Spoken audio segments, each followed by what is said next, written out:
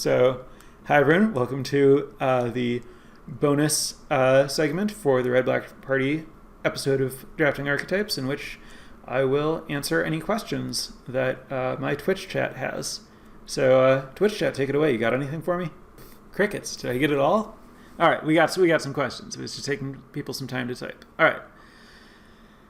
So, Eric asks, what are your thoughts on Seagate Colossus and how often it has a home in either of the party decks? Great question. So, Seagate Colossus is the 7-mana, 7/5 artifact creature warrior common.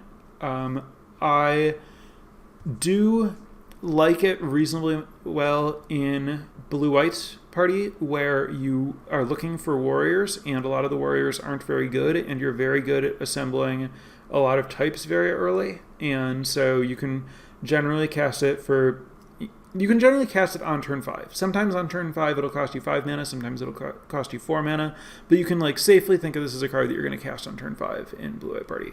In red-black party, I like it less than I like it in blue-white party. It's extremely unlikely that the fact that it's a warrior once you play it is going to matter. You already had one when you cast it, and you were probably already turning on your warrior synergies.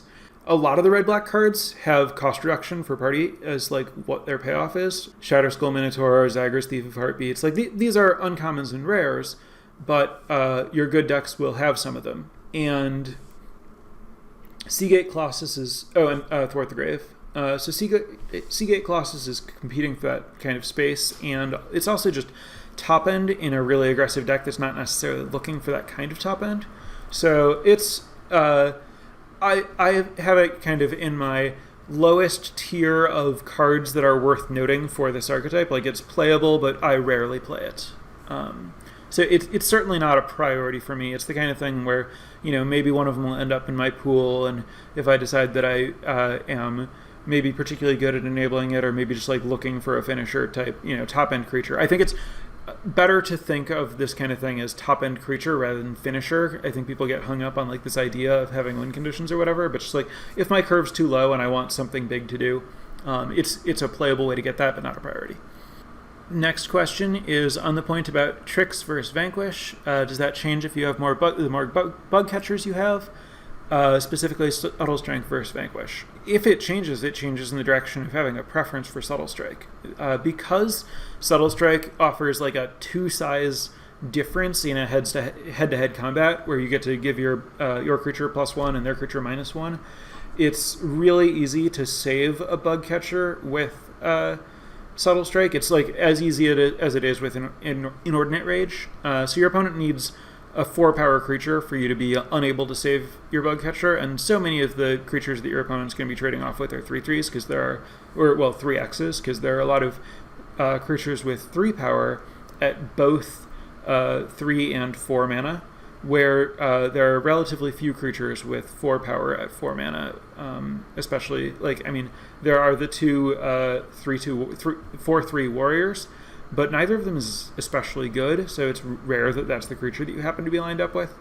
So if we're talking about attacking and pushing my bug catcher through some kind of 2/2 or 3/2 or whatever, or 3/3 that's going to block it, if I Vanquish, their creature's dead and I hit them with a bug catcher. If I Subtle Strike, I still kill their creature, I still save my bug catcher. I get a comparable amount of damage because the Subtle Strike took away one of the toughness that's soaking up a trample damage and gave me an extra power to deal trample damage.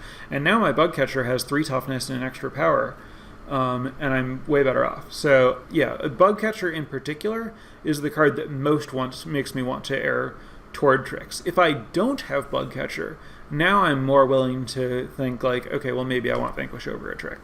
All right, the next question is on the subject of Sneaking Guide and whether I play multiples of them. And the answer is that I do. I don't prioritize having a lot of them, but I think it's totally fine to play the second. It's just pretty unlikely that you draw both of them. And when you have one, it's not that rare that it's the thing your opponent needs to kill, because you get your opponent reasonably low on life and they're trying to stabilize, and they can't try to kill every 2-power creature you have, so they try to kill your enabler instead. And having multiples resist against that. It's also, if you have like Demon's Disciple, you're happy to have just like an extra, not particularly good one drop that you can sacrifice instead of sacrificing a more expensive creature, because it's not like you're making tokens or something in this archetype. So I think it's like totally safe to play a second Sneaking Guide if you're looking for another one drop, or if you're looking for another rogue, or if it's a playable that you have. Because like I'm going to prioritize it somewhat. It's not a high pick or anything, but I'm going to look to pick one up late in the draft in like pack 1, and then it's just reasonably likely that I'll get a second one for free later in the draft, and then it's just fine to end up needing to play with both of those cards in your deck. Next question is, do I recommend a certain number of each party type in a party deck? So this kind of gets to the thing that I was saying about, like, you know, in blue-white, I love it if I can have like at least 3 members of every class so that I can reliably get my full party payoffs. Whereas in red-black, like if I have, you know, no wizards except for like a Stonework Pack Beast, or maybe just no wizards at all, that's fine, because none of my stuff cares about assembling an actual full party, and it's all just like incremental payoffs, and the cards are all good enough that I'm getting what I want out of them if I have just a party of 2. So there's not like a target number that I'm looking for. I'm just looking to play strong cards that have a like consistent aggro plan. The next question is, do you like Flameblade Charger in Red-Black Party? And if yes, do I need a certain number of Expedition Champion to play it? And I would also add, or is there like an equipment threshold where it becomes good? And the answer is, like, if you're literally not doing anything with it, if it's just 1/1 is a warrior, contributes to party, gets to do a damage to something when it dies, I probably don't want to put it in my deck. But if I have like a Ravager's Mace or a Relic Axe, its value goes up a lot. If I have 2 of those, now I'm like pretty happy to play with it.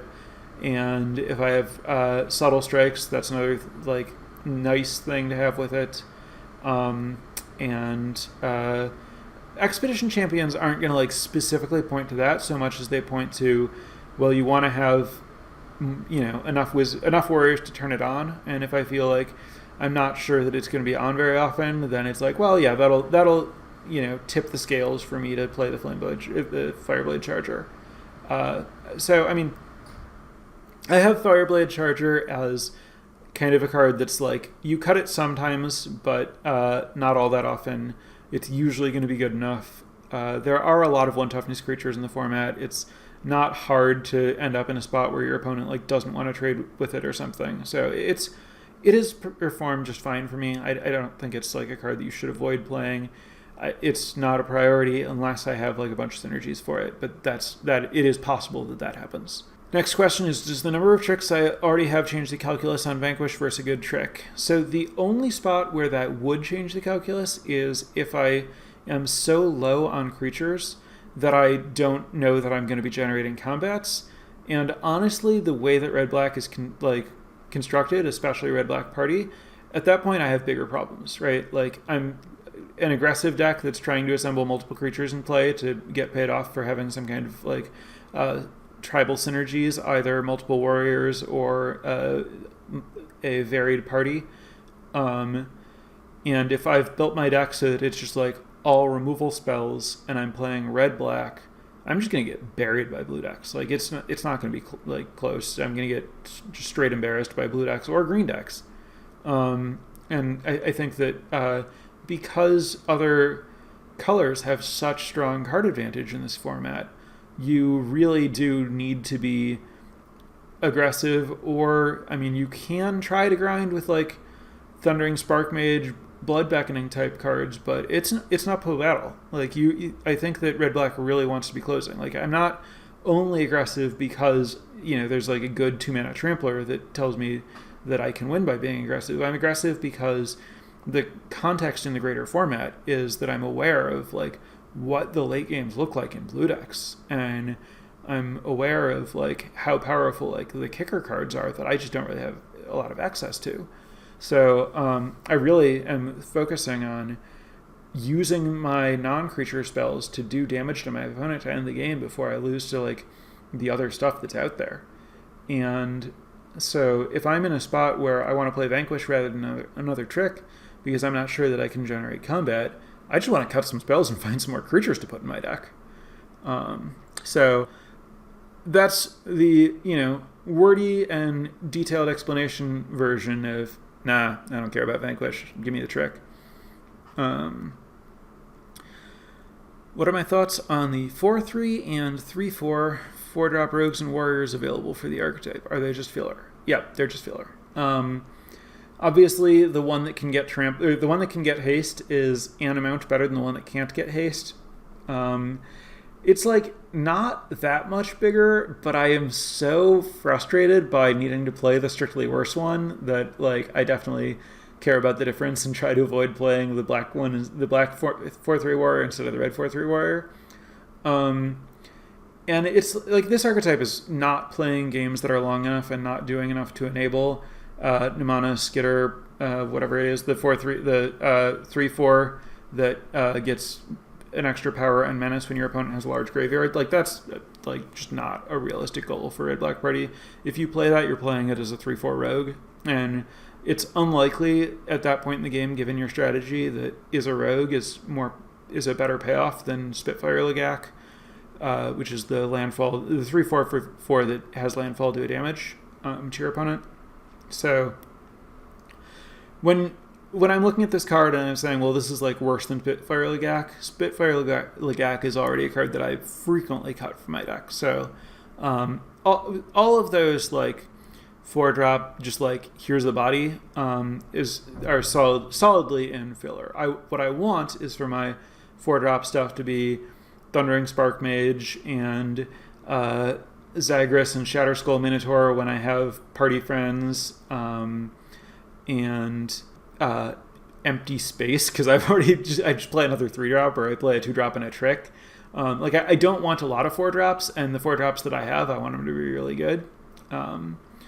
So yeah, they are playable. It's not the worst thing ever if you have to put like a couple of vanilla 4-drops in your deck, but they are very much not what I'm looking for. They don't end the game fast enough. They don't they trade down, and they do trade down and they don't trade up. When people spend more than 4 mana for a creature, they get a creature that embarrasses those things. They get like a Pyroclastic Hellion or the like 6/5 Trampler that picks up lands in green. Then these things trade with other 3 and 4 drops. So I don't know. They're not doing anything for me. All right, that rounds out my current question queue.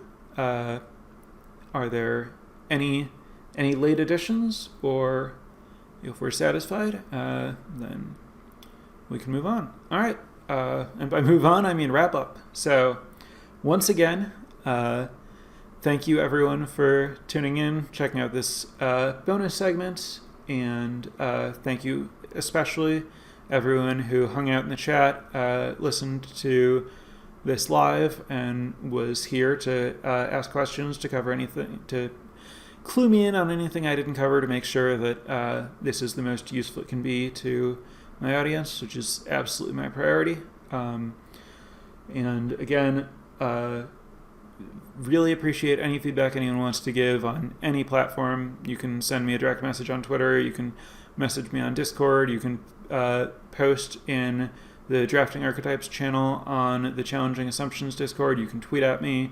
You can leave a comment on any of the various podcast apps where you can rate things. If you want to do all of the above, even better. But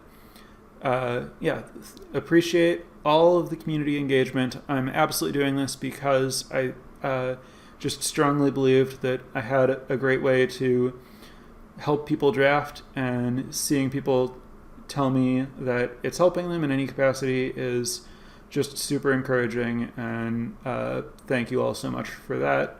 And that will conclude this week's episode. Thanks again, and goodbye.